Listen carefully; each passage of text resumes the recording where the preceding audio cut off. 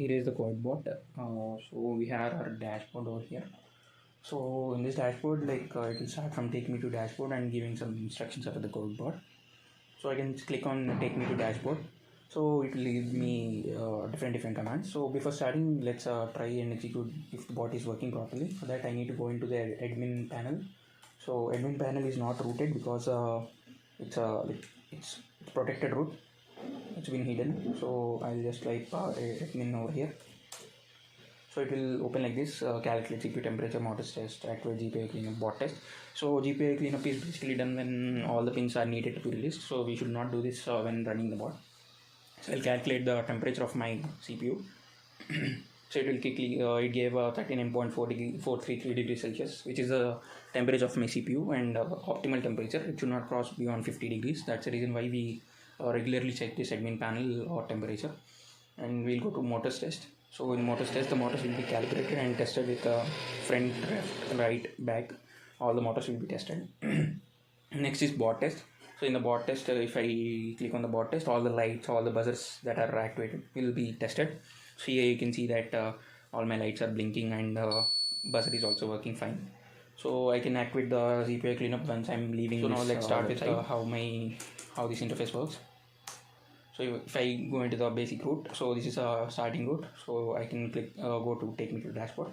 So I have 5 controls: take control, lockdown, monitoring, wave medicine, additional settings.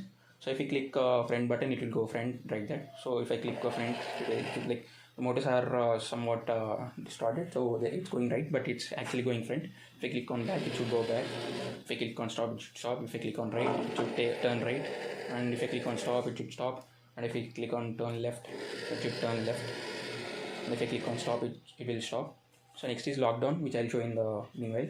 So next is monitoring. So in monitoring, basically this bot acts as a obstacle avoiding robot. So it has a ultrasonic sensor attached. So this ultrasonic sensor attached will be seeing if there is any obstacle in front of that. So if there is any obstacle in front of that, it will stop. So it's just made to see if it's working like as an ultrasonic bot.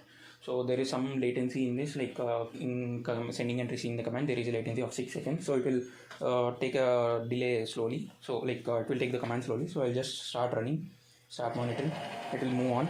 So until it finds a wall. So if it finds a wall, it will stop.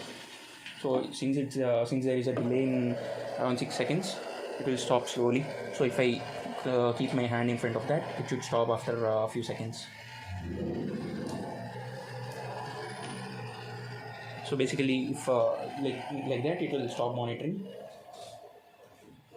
So it will stop the monitoring, and I can take my control back, and I can guide it back to the take control page, and I can move my bot backward just to make it center line. I'll stop it. I'll just turn it around for a small bit. So it's now like that. I'll just rotate this bot so that the wire behind it will come front. Yeah. So I'll stop the bot. Now its bot is over here. So next is a lockdown phase. So I'll show it in the meanwhile.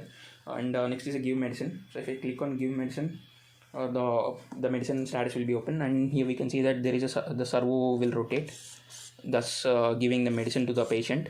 So in this process, there is we plan to keep a box. So this box will open with the help of the servo. So right now we can place a box. Next is additional settings. So if I am unsatisfied with the speed of the motor, I can increase the speed of the motor and set the motor. Let's try with the highest speed, and I'll set this motor. Yeah, now this speed is set, and you can see the change from earlier and now. The bot is moving very fast. So I can stop this and I can bring it back in the same speed, and I'll stop the bot for now.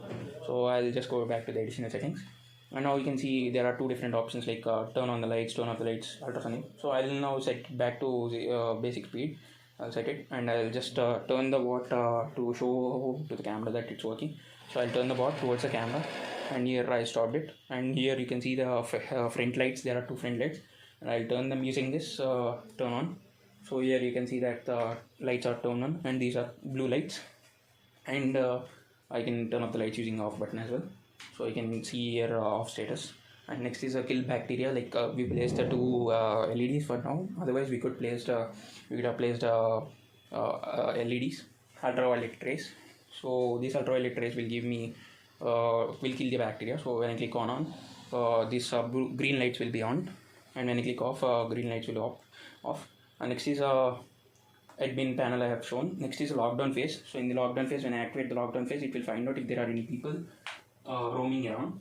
So it uses a camera, Raspberry Pi camera, and if any people are detected in front of the camera, it will show the buzzer.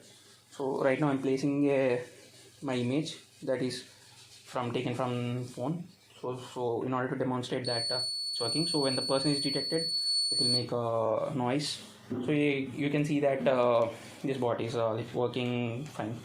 For if any lockdown is implemented, just to see that if there are any persons roaming around, so I can click on stop lockdown, and the images will be killed, the display. And these are all the panels. So the last one is sanitizer mode. So I have to activate the sanitizer. So initially I haven't done that, but when I activate the sanitizer, the bot sanitizer will be activated, and the sanitizer is working. And I can again go to my local host and show you how the sanitizer works. So before that, I'll just turn the bot around. I'll turn the bot around to left side in order to demonstrate. So this is a sanitizer phase. So back side is a IR sensor which detects my hand and finds out if there is any person in front of that, so that it can push out the sanitizer. So for sanitizer, we planned of using a submersible water pump in order to pump the sanitizer outside, but due to the enough less power, so we're just placing an LED. So when I keep my hand in front of that, you can see that light is blinking. So it indicates that IR sensor, there is a hand in front of that. And basically, if we can use a relay that we missed it, it will pop up the sanitizer in front of